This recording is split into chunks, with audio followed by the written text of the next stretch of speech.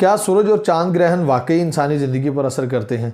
क्या सूरज और चांद ग्रहण के दरमियान अपने अहम कामों को रोक लेना चाहिए? अक्सर लोग ये भी कहते हैं कि जब चांद ग्रहण लगता है रात को सोया ना जाए। ख़ास तौर पर वो ख़वातीन जो प्रेग्नेंट होती हैं उनके ऊपर बहुत सारी पाबंदियाँ आयद कर दी जाती हैं और उनके जो स्पाउस होते हैं, जो मर्द हजरात होते हैं, उनको भी मना किया जाता है कि आपने सोना नहीं है, कोई ऐसा काम नहीं करना जिससे कुछ भी नुकसान हो सकता है। अस्सलाम वालेकुम, उम्मीद करता हूँ आप सब खैरियत से हैं। मैं हूँ शुएब हसन। आज की इस वीडियो में हम बात करेंगे लूनर और सोलर इक्लिप्स के बारे में। अगर आप स्कूल गए हैं तो आपने थोड़ा सा कॉन्सेप्ट तो सीख रखा होगा कि चांद ग्रहण या सूरज ग्रहण कैसे लगता है। ये हम सब जानते हैं कि ज़मीन सूरज के गिर्द चक्कर लगाती है और ये इतनी स्पीड के साथ घूमती है कि इसके बस में नहीं है कि सूरज से जाके टकरा जाए। अल्लाह रब्बुल इज़्ज़त की ज़ात ने सूरह यासीन में भी फरमाया है, जिसका मफ़हूम है ये सूरज चांद सितारे अपनी मदार में गर्दिश कर रहे हैं, इनकी मजाल नहीं है कि ये आपस में टकरा जाएं। अब ये ज़मीन जो है तकरीबन 67,000 मील पर आवर सफ़र कर रही है, यानी 30 किलोमीटर पर सेकंड, इतनी स्पीड है इसकी। अब चूंकि ज़मीन सूरज के गिर्द घूमती है तो चांद ज़मीन के गिर्द घूमता है, क्योंकि चांद ज़मीन का ज़िली सियारा है। अब सूरज के बारे में अक्सर ये कहा जाता है कि वो साकिन है। सूरज साकिन नहीं है, सूरज भी घूम रहा है लेकिन अपनी मदार में, वो अपनी एक गैलेक्सी के सिस्टम में घूम रहा है। ब्लैक होल सूरज को तनाव देता है जिसकी वजह से सूरज भी गर्दिश कर रहा है। अब ये तीनों चीजें कुछ इस तरह से घूम रही हैं, अक्सर घूमते घूमते ये एक लाइन में एक दूसरे के सामने आ जाती हैं। हमारे स्कूल की बुक्स में जो तस्वीर दिखाई जाती हैं चांद ग्रहण और सूरज ग्रहण की, वो कुछ स्ट्रेट लाइन में दिखाई जाती हैं। असल में ज़मीन गर्दिश कर रही है, फ़र्ज़ करें ये सूरज है और ये मेरा हाथ ज़मीन है। ज़मीन गर्दिश कर रही है कुछ इस तरह से इसके गिर्द, अगर ये आपको मैं समझा पाऊँ तो।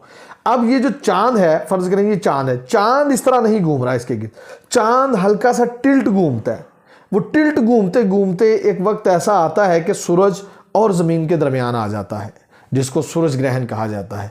इसी तरह अगर ज़मीन घूमते घूमते चांद और सूरज के दरमियान आ जाए, उसे चांद ग्रहण कहा जाता है। अब सूरज और चांद ग्रहण को लेकर हमारे यहाँ बहुत सारी तोहमात पाई जाती हैं जो हमें हिंदुइज़्म से मिली हैं। इस्लाम इन चीज़ों को किसी भी जगह पर ऑन नहीं करता। मतलब सूरज और चांद ग्रहण के दौरान नए कपड़े ना पहने जाएं, घर से ना निकला जाए। खास तौर पर प्रेग्नेंट औरतों पर बेशुमार पाबंदियां लगाई जाती हैं और उनके हस्बैंड्स पर भी। मैं अक्सर बड़े बड़े पढ़े लिखे लोगों को देखता हूं, वो रात को चक्कर काट रहे होते हैं जब चांद ग्रहण की रात होती है।